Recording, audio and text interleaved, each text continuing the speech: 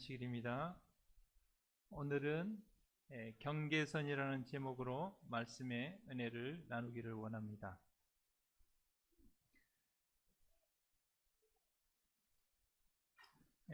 최근에 한 검사가 내부 고발을 해가지고 위에 검사 상관에게 굉장히 낮은 점수를 받았어요. 한마디로 찍힌 것이죠. 그래가지고 이제 7년에 한 번씩 이제 그런 사람들은 이제 심층 검사를 하게 되는데, 이 검사가 그 심층 검사를 가면서 이렇게 얘기를 했습니다. 제가 불의한 시대에 편하게 산다면 그것은 잘못 살고 있는 것이다, 그렇게 얘기를 했어요. 그러니까 불의한 것을 보고도 그것에 대해서 그냥 눈 덮고 이렇게 다 모른 채 하고 이렇게 하면 편하다, 그거죠. 그런데 그게 잘못됐다고 이야기하고 이렇게 하는 것은 굉장히 힘들고 어려운 길이고 좁은 길이라는 것입니다. 이 내부 고발자로서 2012년에 민청 학년 사건 때 무죄 구형을 했습니다. 그러니까 위에서 그렇게 하지 말라고 했는데 법대로 그렇게 한 겁니다. 그래서 정직 4개월 중징계를 받았어요. 그러나 이제 소송 끝에 2017년에 대법원에서 그게 취소가 이렇게 되었습니다. 그리고 대검찰청 감찰정책연구관으로 재직할 때 2021년 3월에 페이스북에 윤석열 검찰총장 이 사건을 서울중앙지검 인권감독관실에 재배당하는 방식으로 감찰을 방해했다, 그렇게 해가지고 공무상 비밀 누설 혐의로 고위공직자 범죄 수사체 수사를 받고 있습니다. 또 대통령까지 됐기 때문에 얼마나 많은 불이익과, 근데 자기는 정말 검사로서 최선을 다해서 열심히 하는데 한마디로 위에서 시키는 대로 안 했다는 것이죠. 그래서 낮은 점수를 받았습니다. 다행히 이제 심층 면접을 잘 통과를 했는데, 참 이 말이 의미가 있는 것 같아요. 불의한 시대에 편하게 살고 있으면 잘못 살고 있는 것이다. 우리가 살고 있는 이 시대는 어떤 시대입니까? 굉장히 죄악이 만연하고 사랑이 식어지고 그런 세상에 살고 있습니다, 우리가. 이러할 때에 정말 우리가 아무런 어떤 그런 거 없이 편안하게 그렇게 우리가 살고 있다면 정말 우리가 잘 살고 있는 것인지 잘못 살고 있는 것인지 한 번 정도 좀 생각해 봐야 될 것 같습니다. 예수님께서 마태복음 5장 14절에서 16절에 말씀하시기를 너희는 세상의 빛이라 그랬습니다. 다시 말하면 우리가 빛의 역할을 해야 될 이 세상은 죄의 어두움 가운데 있는 세상을 이야기합니다. 너희가 사람 앞에 선한 착한 행실을 비춰서 너희의 착한 행실을 보고 하늘에 계신 너희 아버지께 영광을 돌리게 하라 하는 것이 예수님께서 오늘날 우리에게 하시는 말씀입니다. 과연 우리는 이 어두운 세상에서 빛의 역할을 하고 있는가 하는 것입니다. 솔직히 우리는 빛이 없습니다. 우리는 하나님께로부터 빛을 받아서 빛의 근원 되시는 하나님의 영광을 돌리게 되는 것이죠. 마치 태양이 밤의 어둠을 몰아내고 세상의 생명을 일깨워 줌으로 사랑의 사명을 다하는 것처럼 그리스도를 따르는 자들도 사명을 다하기 위해서는 나아가 오리와 죄 암흑 속에 있는 자들에게 하늘의 빛을 널리 비추어 주어야 한다. 그랬습니다. 다시 말하면 하나님께서는 우리에게 주어진 사명대로 살 것을 이야기하고 있습니다. 실물교원 200페이지에 보면 자신을 중심으로 사는 모든 생애는 낭비하는 생애다, 그렇게 기록하고 있습니다. 나 자신만을 위해서 사는 생애, 그런 이기적인 삶은 낭비하는 생애다 그랬습니다. 다시 말하면 하나님께서는 우리가 자기중심적으로 살지 말고 하나님께서 우리를 부르신 목적과 부름의 사명을 따라 살기를 바라신다는 것이죠. 제가 여기 두 가지 기도를 적어놨는데요. 이기적인 기도는 어떤 기도냐면, 하나님, 제가 하려는 일을 축복해 주세요 하는 기도는 굉장히 이기적인 기도입니다. 내가 하나님 이걸 하고 싶어요. 이걸 잘 되게 해주세요. 그러면 사명의 기도는 어떤 기도인가? 하나님이 축복하시는 일을 하게 해주세요. 하나님이 원하시는 일을 하게 해주세요 하는 것이 바로 사명의 기도입니다. 그러면 하나님의 관심, 하나님이 축복하시는 일은 무엇인가? 그것은 잃어버린 영혼을 찾는 것입니다.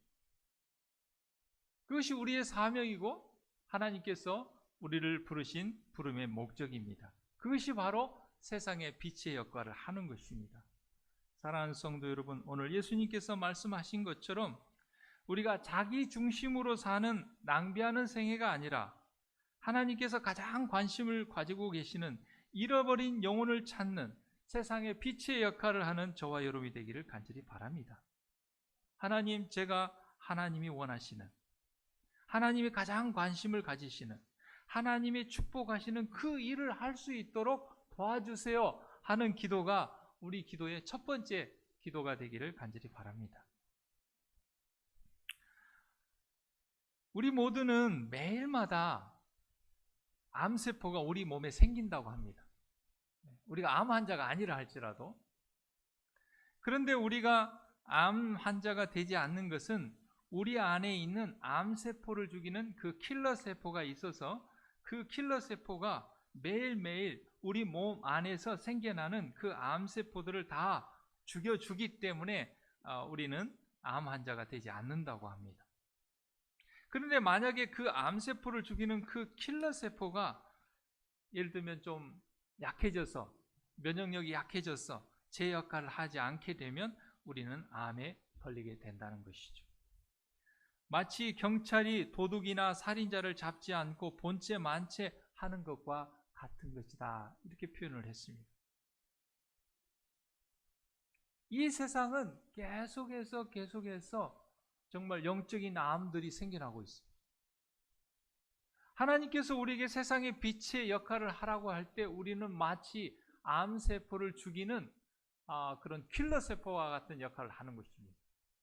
그런데 우리가 그런 역할을 하지 못하고 우리가 아무런 관심을 기울이지 않고 우리가 무관심하고 하면 이 세상은 다 영적인 암으로, 죄로 뒤덮여지고 마는 것입니다. 인간 자체에는 아무런 빛이 없다. 우리에게는 정말 빛이 없습니다. 우리 안에는 선한 것이 없어요. 우리가 빛을 비출 수가 없어요. 우리가 그리스도를 떠나면 우리는 마치 불붙지 않은 심지와 같고 태양을 등진 달과 같다. 우리에게는 세상의 흑암을 비출 수 있는 빛이 한 줄기도 없다. 우리에게는 없어요. 그렇지 않습니까? 어렸을 때 그런 놀이를 많이 했죠. 이런 거울 같은 거 낮에 그래가지고 어떻게 합니까? 태양을 딱 거울을 이렇게 해가지고 태양빛을 받아서 이렇게 반사했죠. 거울 자체에는 빛을 낼 수 있는 요소가 없습니다. 빛을 받아서 반사를 하는 것이죠. 우리는 마치 거울과 같습니다. 우리는 정말 아무런 빛이 없습니다. 그리고 세상의 흑암을 비출 수 있는 빛이 없어요. 그렇기 때문에 우리가 세상에서 빛의 역할을 하려면 의의 태양이신 예수 그리스도를 바라보고 예수 그리스도와 접촉함으로 우리의 심령에 하나님의 임재의 빛, 사랑의 빛이 들어올 때, 그 사랑을 받을 때 우리는 세상에 빛의 역할을 할 수 있는 것입니다. 악을 저항하는 능력을 얻는 최고의 비결은 적극적인 봉사활동이다 그랬습니다. 우리가 여러분 죄를 짓지 않으려고 하고 정말 악을 저항하려고 아무리 노력해도 정말 악을 저항하는 것은 굉장히 힘들고 어려운 일입니다. 그래서 하나님께서는 우리가 적극적으로 영혼을 구원하는 그 일에, 그 봉사 사업에 적극적으로 할 때 악을 저항하는 최고의 방법이 된다 그렇게 얘기했습니다. 축구에서도 그런 말을 하죠. 공격이 최선의 방어다. 여러분, 빈 잔이 있습니다. 빈 잔 속에는 공기가 있습니다. 빈 잔 속에 있는 공기를 어떻게 뺄 수 있죠? 빈 잔 속에 있는 공기를 뺄 수가 없습니다. 빼내도 다시 들어가고 빼내도 다시 들어갑니다. 그러면 빈 잔 속에 있는 공기를 빼낼 수 있는 방법은 무엇입니까? 그 잔에 물을 부으면 되는 것입니다. 물이 채워지면 공기는 자연스럽게 빠져나가는 것이죠. 마찬가지로 우리 안에 있는 이기심, 우리 안에 있는 자기중심적인 삶, 이것을 우리의 영으로 빼내기는 어렵습니다. 그러나 마치 빈 잔에 공기를 빼기 위해서 물을 넣는 것처럼 우리 안에 성령이 들어오고 예수 그리스도가 들어오고 사랑이 들어오면 자연스럽게 이기심과 자기중심적인 삶은, 어두움은 물러가게 되는 것이고, 그럴 때 우리는 세상에서 빛의 역할을 하게 되는 것입니다. 그리스도께서 우리 마음속에 거하시면 그분의 임재의 빛을 감출 수 없다. 여러분, 그리스도께서 우리의 마음에 있으면은요, 우리는 그것을 감출 수 없다 그랬어요.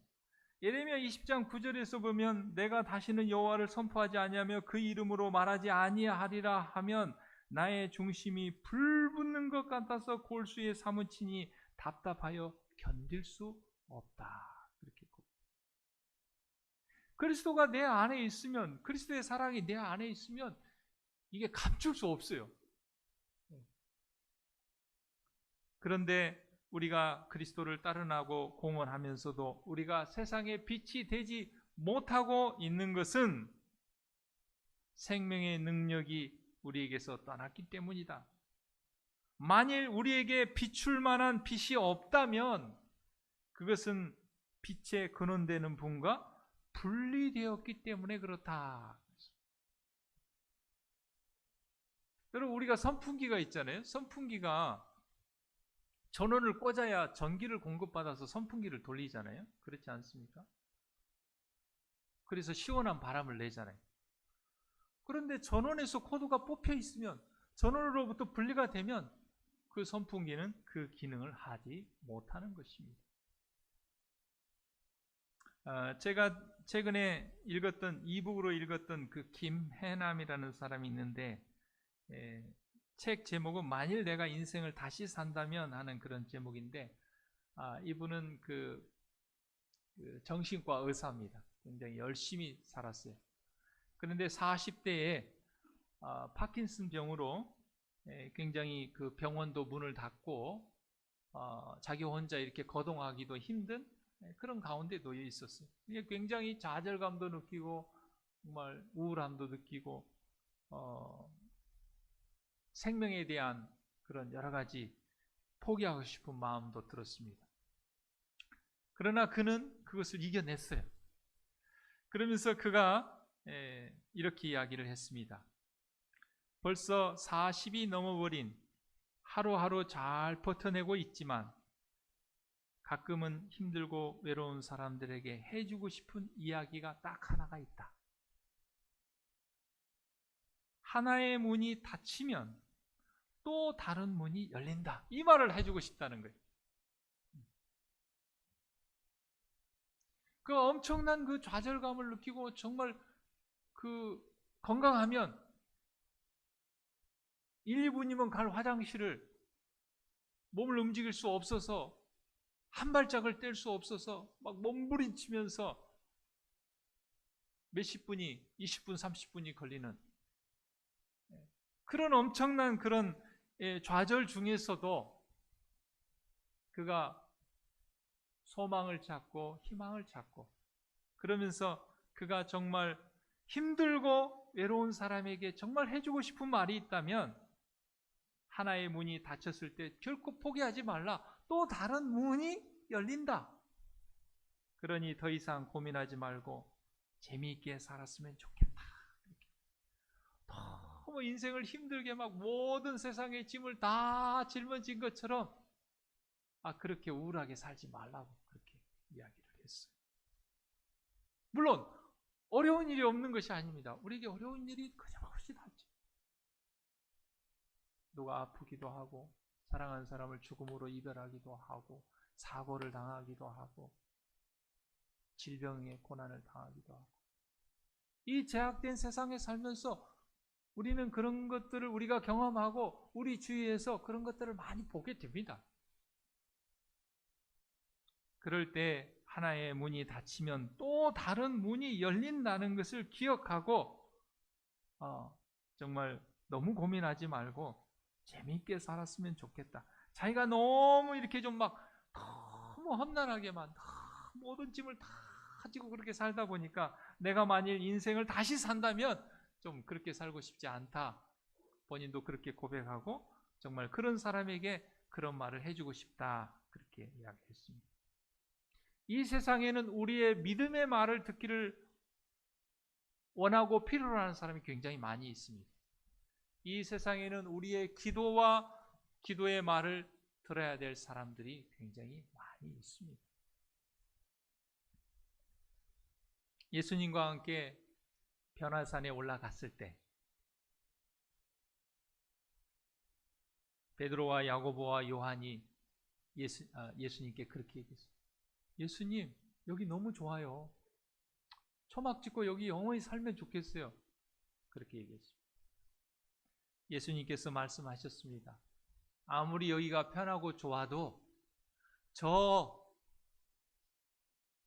땅으로 내려가야 된다. 예수님께서 그렇게 말씀하셨어요.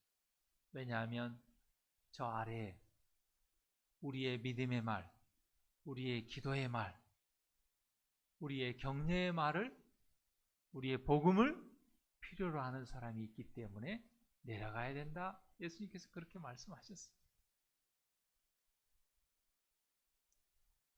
초대교회의 예루살렘 교회가 큰 핍박과 시련을 만났습니다. 정말 예루살렘 교회는 참 좋은 교회였어요. 크고 웅장하고 성도들도 많고 재정도 부족하지도 않고 너무 재밌고 좋아요. 성도들 간에 교제하고 맛있는 거 먹고 구경 가고 여행 가고 너무 좋아요.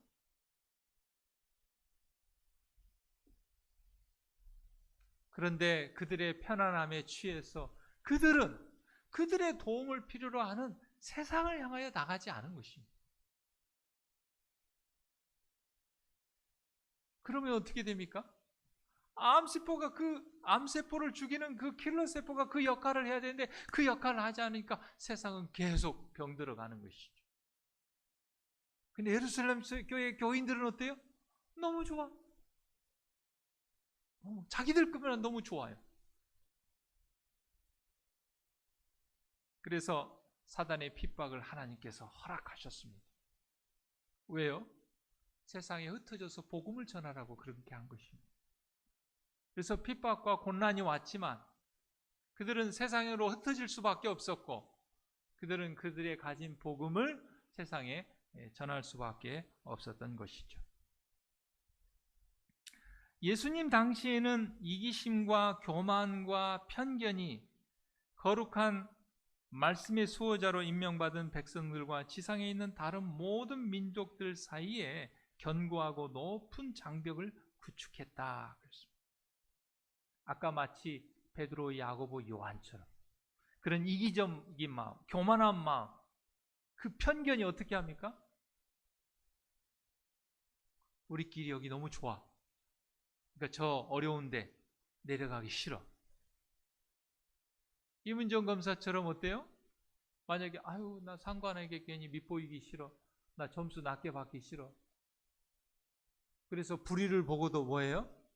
그냥 타협하고 하라는 대로 하고 나의 안위를 위해서 그렇게 한다면 세상은 어떻게 되겠습니까? 점점 죄로 인하여 넘쳐나게 될 수밖에 없는 것이죠. 그리스도께서는 이러한 장벽과 이기심과 민족 차별의 편견을 헐어버리시고 모든 인간 가족을 위한 사랑을 가르치셨습니다. 예수님은 사람들로 하여금 이기심 때문에 달라붙어 있던 좁은 범위에서 벗어나기를 원하세요. 그리고 모든 경계선과 사람의 모든 인위적인 차이를 철폐하시고 그분은 이방인과 이웃, 친구와 원수를 구별하지 않으셨다. 이방인과 이웃, 친구와 원수. 친구와 원수는 얼마나 차이가 납니까? 친구는 정말 내 목숨을 바쳐서라도 함께하고 싶은 친구. 원수는 얼마나? 그러나 예수 그리스도께서는 복음 안에서 친구와 원수도 이웃과 이방인도 구별하지 않으셨다. 예수님께서는 모든 가난한 사람을 우리의 이웃으로 세상을 우리의 일터로 여기도록 그렇게 가르쳐 주셨습니다. 사랑하는 성도 여러분, 우리는 모든 경계선을 허물어야 됩니다. 그래서 이 사람들은 복음을 전할 사람, 이 사람들은 복음을 전하면 안 될 사람, 이 사람들은 우리가 복음을 전하면 우리에게 좀 이익이 된다, 이 사람들은 전해봐야 소용없다, 그런 구별을 하지 말라는 거예요. 그래서 여러분, 우리는 무심결이라도 좀 그런 말을 안 했으면 좋겠어요.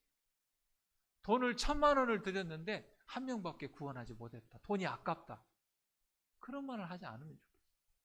여러분, 한 영혼의 가치가 1,000만 원 갖고 됩니까? 수십억, 수조로도 그걸 가치를 평가할 수 없는 게 영혼의 가치 아닙니까? 그럼 한 명의 영혼이라도 구원을 받았다면 얼마나 감사한 일입니까? 그것이 돈으로 따질 일은 아니지 않습니까? 그렇지 않아요?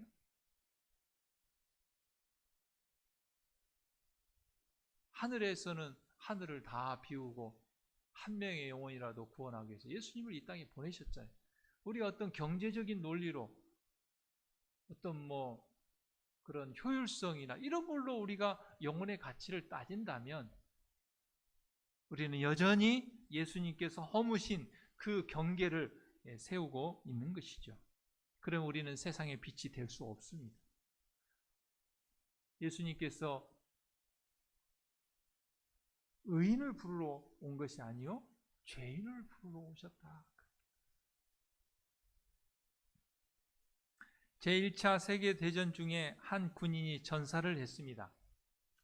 그 군인에게는 가족이 없었기 때문에 친구가 성당 바로 뒤편에 있는 묘지에 가서 신부에게 그곳에 군인을 묻어도 되는지 물었습니다.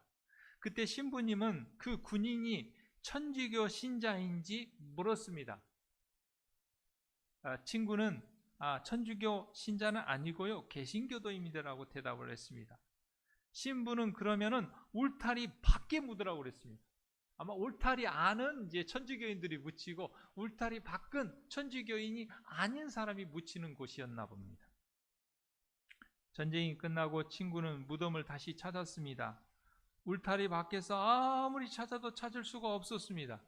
그래서 성당에 가보니까 다행히도 당시 신부님을 만날 수 있어서 도움을 청하자 신부님께서 이렇게 이야기를 했습니다.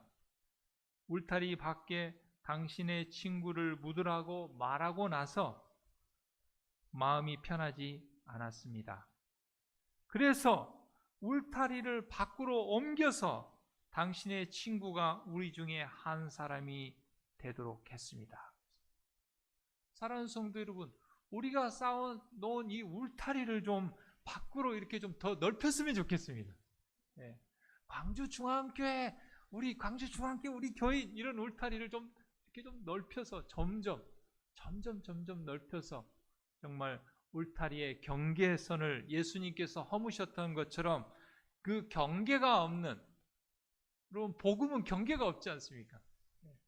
심지어는 친구와 원수도 구별하지 않았다고 예수님께서 말씀하셨습니다.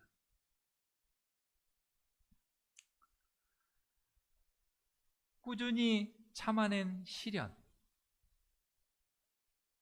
감사한 마음으로 받은 축복, 용감하게 물리친 유혹, 온유와 친절과 자비, 늘 나타나는 사랑, 이 모든 것들은 생명의 빛을 한 번도 받은 적이 없는 이기적인 마음의 흑암과는 완전히 제도적인 품성에서 비치는 빛들이다. 예수님께서 태양의 비유를 하셨어요. 우리가 세상의 빛이라고 할 때 태양의 비유하셨는데 성경에 보면 태양보다도 더 밝은 빛이라는 표현이 나옵니다. 어디에 나옵니까?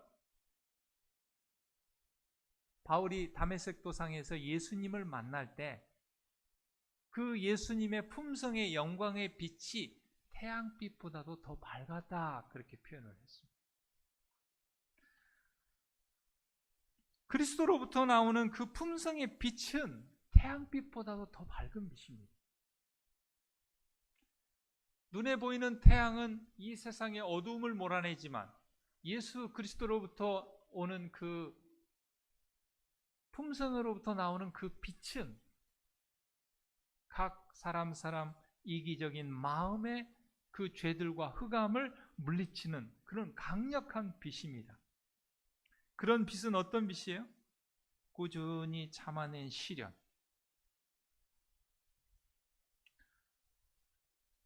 지난 화요일에 저희 아버지께서 갑자기 이렇게 그 염증이 많이 발생해서 병원에 입원을 했어요.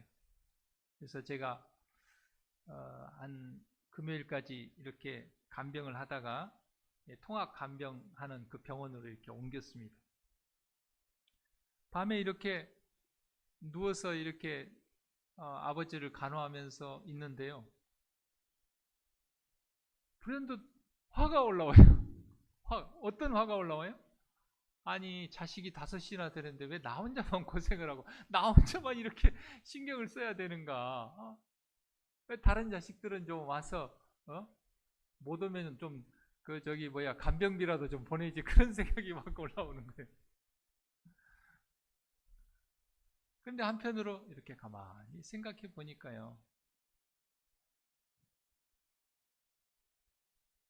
다른 자녀는 부모를 모른다 할 수 있을지 모르지만 예수 그리스도를 믿는 우리는 절대 그럴 수 없다, 그런 생각이 들어요. 왜? 하나님께서 뭐라고 말씀하셨어요? 부모를 공경하라고 말씀하셨어요. 하나님을 사랑하면 부모를 공경하라고 그랬어요. 그런 우리가 꾸준히 그 참아낸 그런 시련과 어려움들, 그것은 예수 그리스도부터 나오는 품성에서 비치는 빛이라 그랬습니다. 여러분, 유교 사상에서 이렇게 부모님이 돌아가시면 3년상을 치르잖아요. 3년상. 그 3년상이 어디에서 기원됐는가? 그것은 이 3년이라는 기간이 부모에게 생명을 받고 태어나서 모든 것을 부모에게 의지했던 기간이 3년이라고 합니다. 이 3년 기간이 굉장히 중요한 기간이에요. 아이들에게 3살 버릇이 8까지 간다고 하고, 그래서 그 3년 기간에 대부분의 그 어떤 품성이나 이런 인격도 많이 꼴지어진다고 그래요. 그래서 정말 아이가 태어나서 3년의 기간은 굉장히 아주 중요한 기간입니다. 그 3년의 기간은 부모에게 생명을 받고 태어나서 모든 것을 전적으로 부모에게 의지했던 그런 기간이에요. 그러니까 부모님이 다 먹이고 입히고 밤에 열나가지고 아프면 잠 못 자고 같이 물수건 대주고 그런 기간이에요. 그러니까 유교에서는 그것을 이렇게 생각하면서 돌아가신 후에 3년상을 치르면서 그 부모의 은혜를 잊지 말라는 게 이제 그 3년의 기간입니다. 그런데 여러분, 우리는 어떻습니까? 참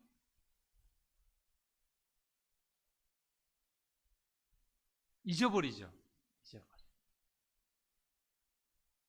왜 우리 부모님이 이렇게 나이가 드셔가지고 아파가지고 병원비 들어가고 막 간병해야 되고 왜 이렇게 힘들게 할까? 그래서 한편으로 어떤 경우에는 자식이 부모한테 막 화를 내고 짜증을 내요. 부모는 자식을 위해서 그렇게 했는데. 그리고 왜 부모가 그렇게 아파요? 자식 키우느라고 자식을 위해서 그렇게 하느라고 아픈 건데, 자기 때문에 아픈 건데, 잘 키우기 위해서 고생하면서 그래가지고 아픈 건데, 그걸 잊어버리는 것이죠.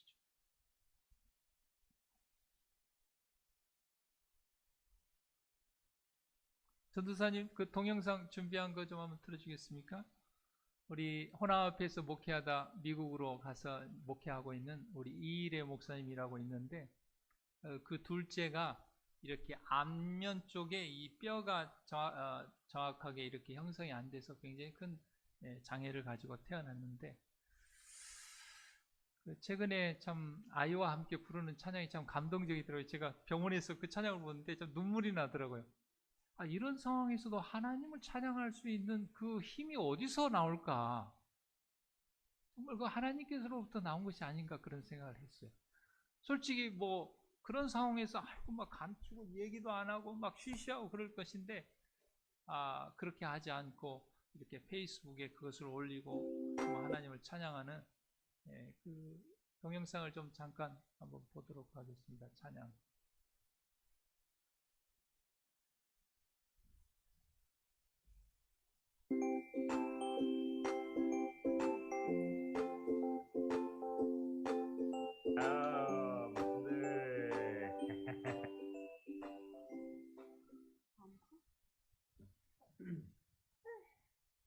All my life you have been faithful. Apa ya? All my life you have been faithful. All my life you have been so good. With every breath that I am able, I will sing of the goodness of God. Higher,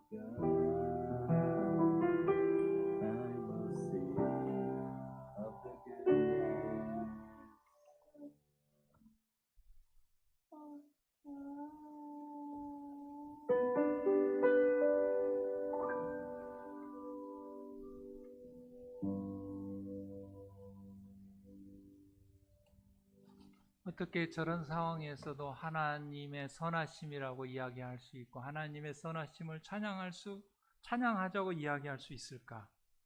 그것은 예수님께로부터 오는 그 사랑의 힘이 아니고는 불가능하다고 생각이 듭니다.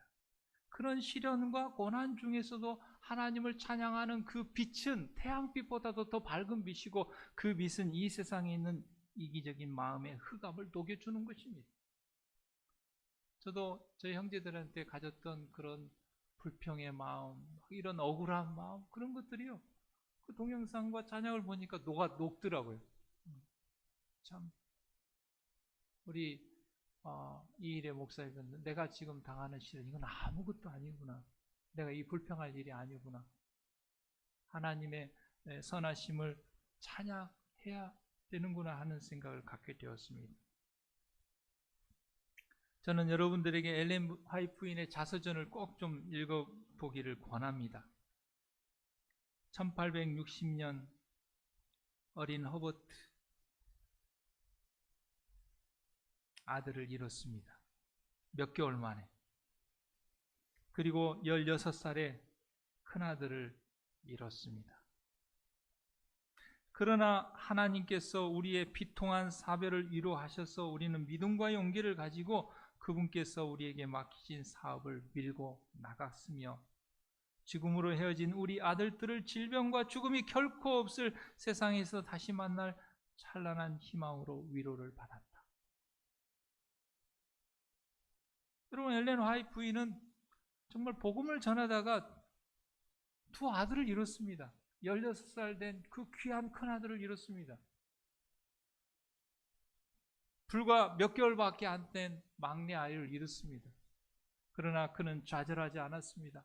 하나님의 부활의 소망으로 위로를 받았고 그는 하나님께서 맡기신 그 사명, 세상에 빛이 되는 그 사명을 포기하지 않았다.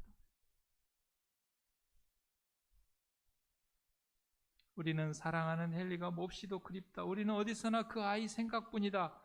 우리의 가정 나무의 가장 어린 가지와 가장 큰 가지가 부러졌다. 내 맏아들의 마지막 고통의 시간을 지켜볼 수 있도록 허용된 것은 크나큰 축복이었다.